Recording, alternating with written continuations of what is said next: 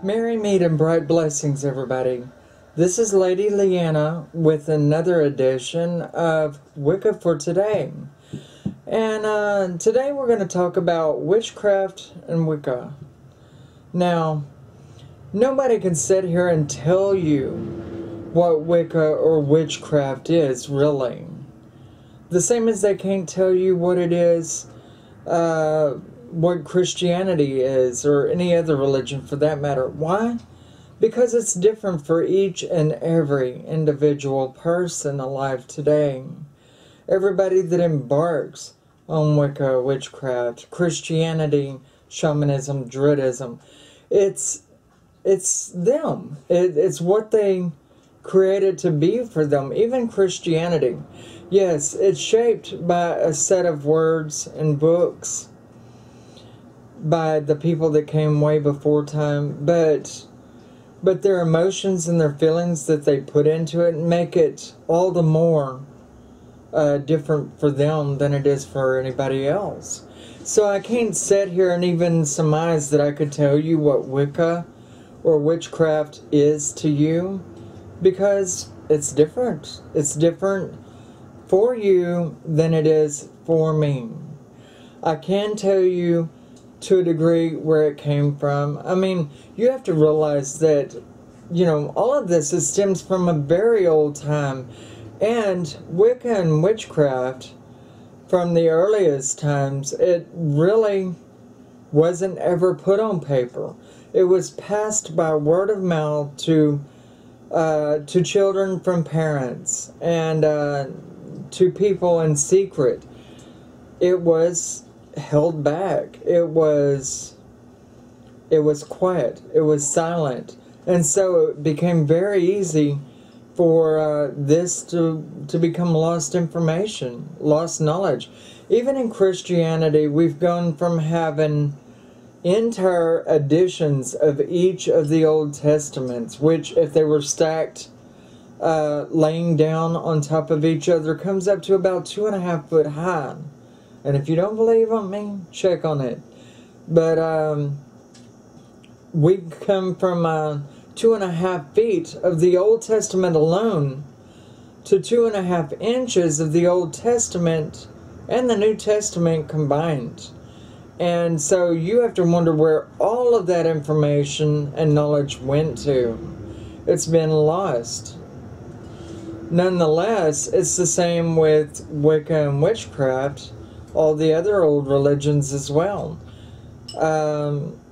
Nobody wrote all of this down. It was secret. It was passed down by word of mouth.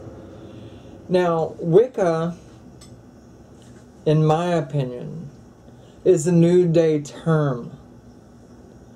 It was brought about by Gerald Gardner, Margaret Murray, and Aleister Crowley in the early to mid-60s to be put before us in such a way that it wasn't using the terms witchcraft, which may have started another witchcraft hysteria as in the old days.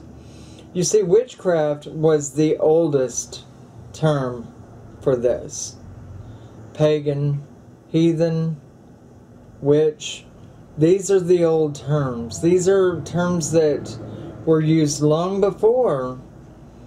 And, you know, when we were driven underground, they had to forget about all of this. They had to hide. And Hollywood and political figures had a field day with witches and witchcraft. And so, you know, a lot was lost, including the name witchcraft. What resurrected was Wicca. That's a New Day term for what witchcraft was. It was what people could gather up from what older people they could talk to and find out about it, what they could resurrect. And according to Gerald Gardner, he had found witchcraft culture, he said, was of the oldest ways, and that they had held in formation to the old days. But do we know this to be a fact? You know, I'm not going to sit here and call Gerald Gardner a liar by any means. However, you know, and you know, it's quite believable on the basis that, you know, the religion was passed by word of mouth on through history and actually didn't stop. So there were information still out there to gather from. The thing is everything changes and evolves. And when nothing is written down about it, then quite easily it evolves, and everything that was in the past was left in the past, and it is today what it is, which really in all reality it needs to be.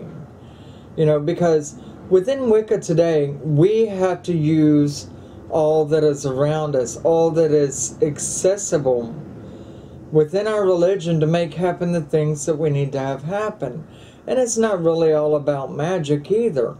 It's about being at one with the earth, and unfortunately train tracks are at one with the earth today too. And we have to use everything within our grasp to be able to read the earth and what's going on. You know, everything that we do on the earth is going to directly influence mankind.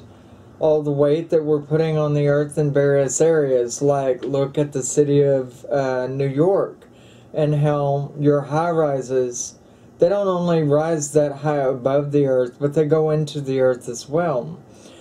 Digging, prodding, drilling into the earth, building on various points. All of this can off-center, you know, the earth on its axis over time. And of course, it's going to shift things naturally. And so the earth is going to rebel back at mankind. You know, animals can read the earth and what's transpiring there. When an earthquake is going to hit, animals act all crazy, or when a storm is going to come. You know, we as human beings should be at one with the earth as much as the animals are. And that's what Wicca Witchcraft really is, regardless of what you feel is Wicca and what you feel is witchcraft. And like I said, it's different for every person. You know, all in all, it is the same thing. As a matter of fact, what do we say about Christianity, Druidism, Wicca, and witchcraft? All of this, they all strive for one higher purpose, to become at one with the God system, whatever that might be. And on the lighter side of things, we are all one with each other, whether anybody wants to face it or not. And we're all the same. Wicca, witchcraft, it's all the same. And so the way I see it is Wicca is a new term for that which used to exist. Now, did witches call themselves witches? I mean, we know that Wiccans began the name Wicca for themselves by Gerald Gardner, Margaret Murray, and Aleister Crowley. You know, that was a created name. But in all reality, everything started new at one time, and without a label, a title, or a tag. Did the witches call themselves witches, saying, I am a witch, I do this, I do that? Or did the Christians say, you're a witch, and then eventually the witches adapted and adopted that particular name for themselves, such as they did pagan. A pagan was not the one who called themselves pagan in the oldest days. Now, the term pagan means a person of the wood, a person who dwells within the forest or the woods. And what I feel is that the pagans didn't actually name themselves pagans, but that term had caught on by someone using it about them. Of course, there's no way we could really, you know, prove that one way or the other in today's way.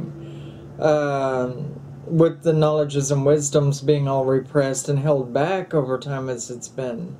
Nonetheless, a witch, a Wiccan, a pagan, a shaman, a druid, whatever, a Christian, it's all the same. We all strive for one higher purpose, and there's one higher entity that has many different faces, many different names, and that people draw to those specific names or faces because they can assimilate to that, become at one with that, and feel coincidental to it. And so, you know, this is my take on that, that, you know, everybody is different, and they need to be able to feel toward that deity, that entity, what they feel comfortable with. And that's the way it should be. Our religions, you know, it should be what we make it to be. It should be that which we're comfortable in, because it's us that have to dwell in that throughout the rest of our lives. Regardless of who casts stones at who for whatever purpose, you know, you need to be happy within your own abode. And that means that you have to shake hands with yourself, your spirit to your physical body, and all the other aspects of you have to be able to acknowledge each other and say, you know what? I am this. If I'm going to title myself, I am this. And I am happy with that. And that's all there is to it. And if anybody doesn't like that, they can go butt a stump. Or, if anybody doesn't like that, then I'm going to make them see.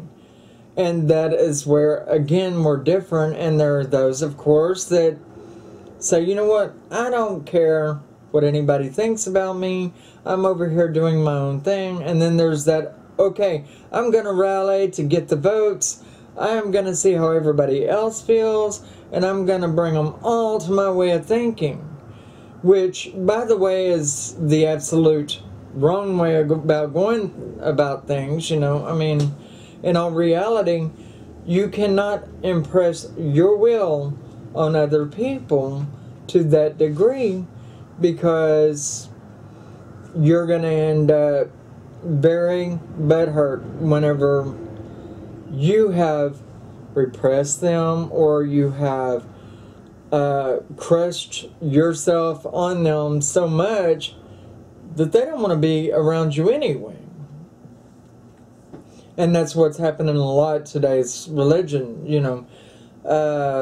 People are feeling very anxietied and very pressed upon by everything in the world already. We're tense. We are hypertensive. We need rest. And that's what people go to religion for anyway, isn't it? Is for rest, for peace, for tranquility, you know. And yet a lot of people have to make it their job to make other people uncomfortable in their place of rest and peace, which is their religion. And this is unfortunate, because not only are they never finding peace for themselves, because they're not taking the time to enjoy religion as it is, but they're also not granting peace to other people. Anyway, this is this edition of Wicca for today. This is Lady Leeanna. And please rate, comment, and subscribe. In the discussions below, leave your suggestions. And we'd love to hear from you. You take care now, and bye-bye.